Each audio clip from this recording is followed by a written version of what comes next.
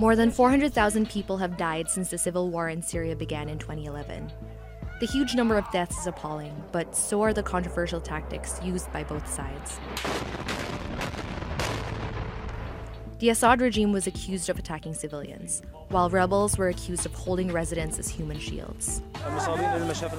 The US and other Western states believe the Syrian government is responsible for chemical attacks, which they deny. Chemical warfare is banned by international law.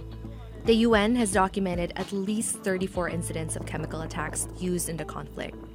At least 2 involved the nerve agent sarin. In 2012, President Obama proclaimed that any chemical warfare would be a game changer for the US. A red line for us is we start seeing a whole bunch of chemical weapons moving around or being utilized. But after more than 1,300 people were killed in a sarin attack, the US took no action. Later, the Syrian government agreed to destroy its stockpiles of the weapons. 4 years after, in 2017, the Assad regime launched another sarin attack, killing more than 80 civilians. In response, President Donald Trump ordered a missile strike on a Syrian airbase. These heinous actions by the Assad regime cannot be tolerated.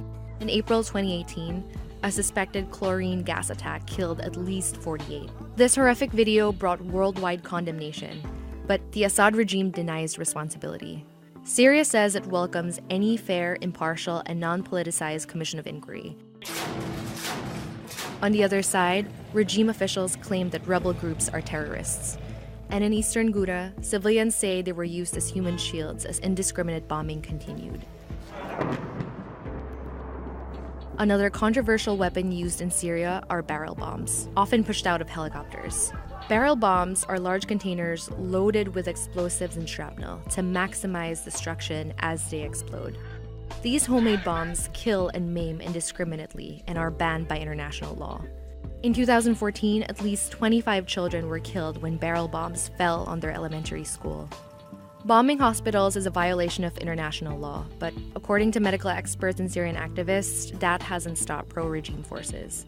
The largest surgical hospital in Syria's largest city was bombed twice in 4 days in 2016. Wounded civilians can actually risk their lives just by seeking medical treatment.